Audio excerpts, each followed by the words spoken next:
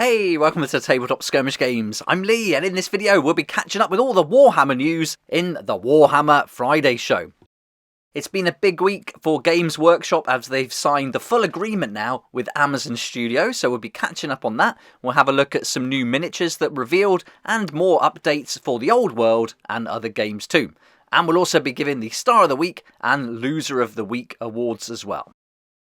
Massive thanks to my sponsors and supporters this month. There'll be links down below where you can save up to 20% on your hobby products. It'd be great if you check those out. And thanks so much to you for clicking on the links throughout the year. It's been really awesome and really helps me here on the channel. So thanks so much.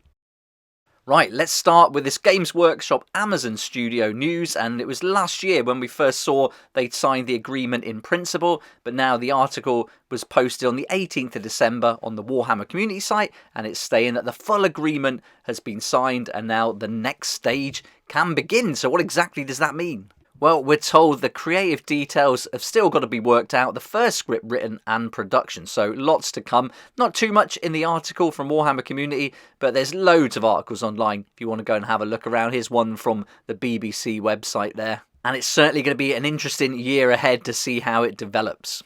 We've also saw all these updates for the Christmas Advent calendar, and we're right up now to what, number 22, so only 3 left to go until we get all the reveals. And so add your guesses in the comments down below. I guess there's a few models here.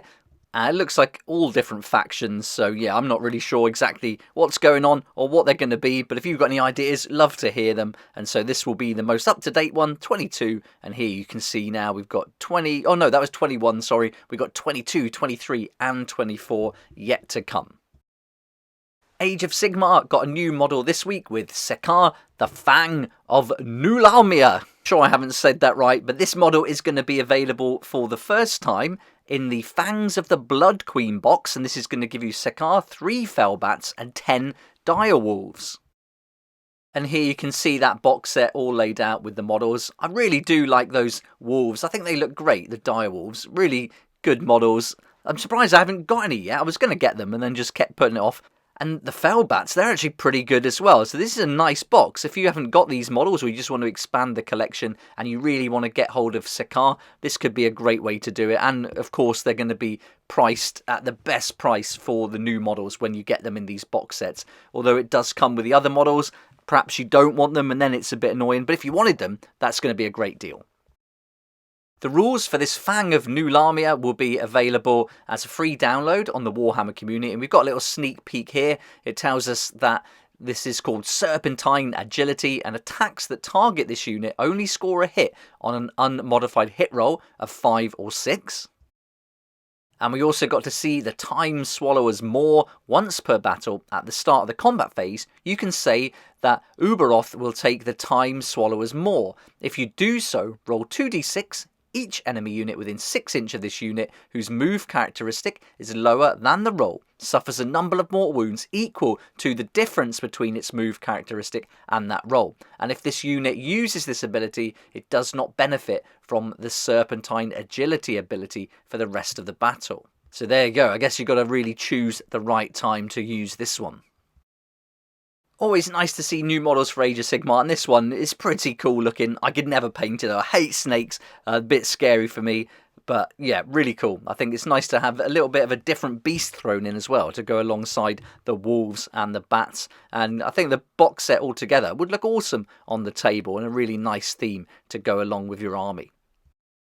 Alright, let's head over to the Old World then, and we've got the Old World Almanac. Now we're going to look at mustering the Grand Army of Bretonnia. So here you're going to have a look at the army composition lists and how to build your army. So this could be quite informative if you're looking at getting the game, and you've got some nice previews now over the past 8 weeks. Here you can see some fantastic artwork. I really love this style.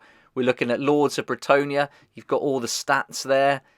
More great artwork again, really cool image. Putting that spear right through the ogre's head just looks fantastic. Hippogriff details, men at arms, armies of infantry. So lots of info there to read through.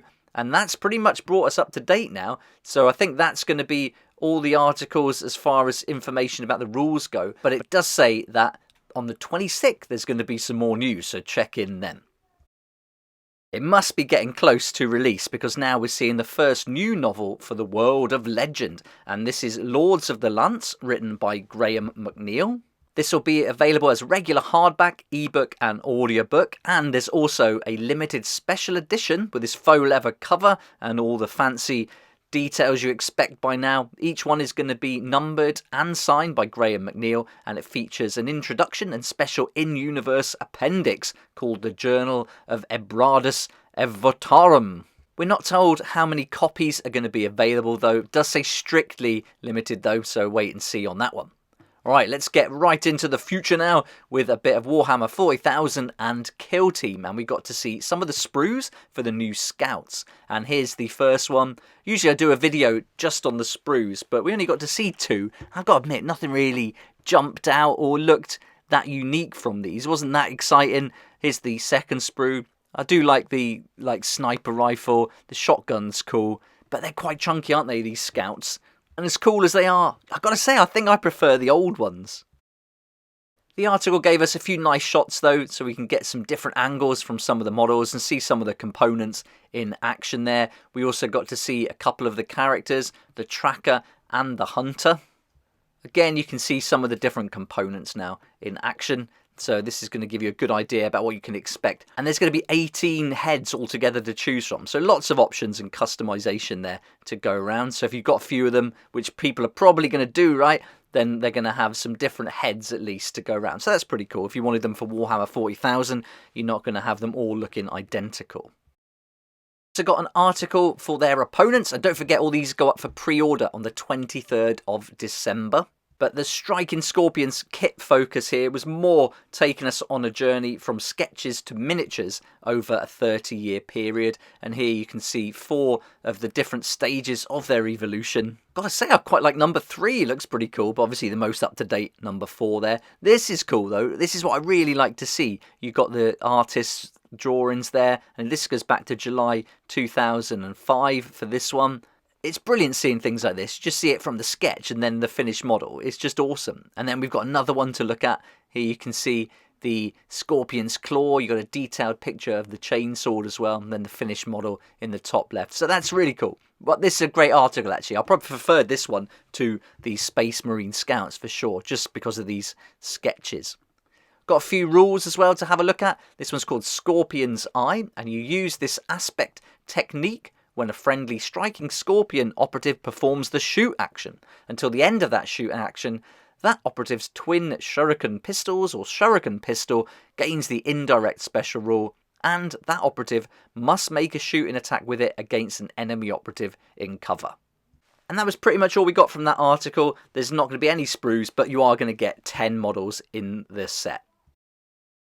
Let's have a look at what's been going on with Blood Bowl then, and there was an article for the 2023 season in review, and Blood Bowl and Necromunda, they get some great models throughout the year, really cool, very unique, and this just gives a little recap of what went on through each month of the year, and September was certainly a good one. That vampire team just looks fantastic, and then we've come right up to date then with November as well, and in November we got to see some of the models we've seen in the past available to pre-order, and you've still got from the 23rd of December to the 2nd of January to do that. Alright, we also saw some Warhammer Quest, and this time it was a battle report on Warhammer Plus. Now, I'm not on Warhammer Plus subscribed anymore, and if you saw it, I'd love to know what you thought of it. Let me know in the comments down below.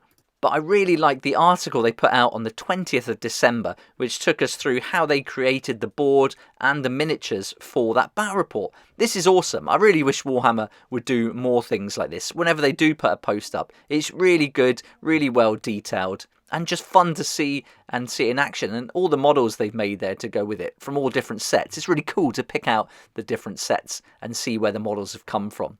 And you can download that scenario for free if you want to give it a go yourself.